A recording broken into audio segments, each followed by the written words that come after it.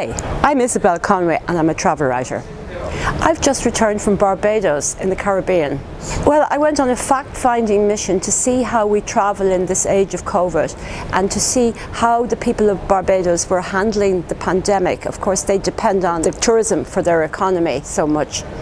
Well, I mean, my protocol started in Cork, having my test done on the Wednesday before our departure. And then when we arrived, we had another test, but that was on the Monday morning. So we arrived in the early hours of Sunday morning, and we stayed within the precincts of the hotel until the next test, and the results, of course, of that, and that came, I think, within about 10 hours. I actually didn't mind those swabs, and I absolutely didn't mind any of it really. To get out and travel again and to be able to continue to see the world, we have our limitations in travel at the moment, but I think we've got to just put up with what we have and make the best of it. Our hotel resort was on the beach. We could look at the beach and we could admire the fabulous gardens and wander around and just really be there in this beautiful Caribbean paradise with amazing weather. As soon as we were freed, we went on the catamaran and had a moonlight sail, and we swam in this wonderful turquoise clear water late at night. We had a barbecue that was fabulous.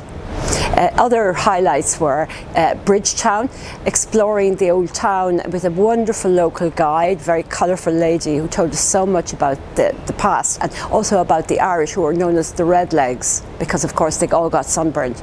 The cruise was absolutely fabulous. It was an absolute highlight, and there were water sports as well, not paddle boarding, but surfboarding. And I went out in a kayak with you could see underneath, and you could see all the coral and the beautiful fish. That was fabulous. And then we had another amazing toy. We held on like hell, and it took off with us, and it was fantastic. It was like riding some kind of a horse in the middle of the sea. Inland, we went to this wonderful place where they're bringing back the old forest and the indigenous plants and trees, and we planted our own trees there, and that was a really fabulous thing to do, and made me want to say, oh, I'll be back someday to see how high it is now at Mount Gay. And that was fascinating because the man who was in charge of that was he was a total expert in rum, and it was really interesting. I've been to lots of distilleries in my time, and all over the world, but that was a particularly great one, I felt. Really well worth doing. I had the feeling that Barbados was absolutely a safe place to be. They've only had 7 deaths and I think about 200 cases, and none of them local.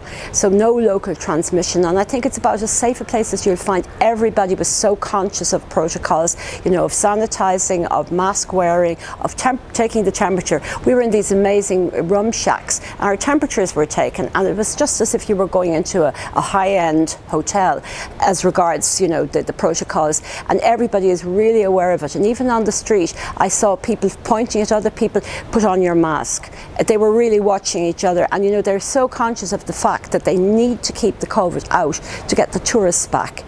I can't wait to return. I loved it. I had visions of a very luxury place, a bit false, a bit artificial, and it's not like that at all. It's really authentic, and when you get into the countryside, it's absolutely beautiful and very unspoiled.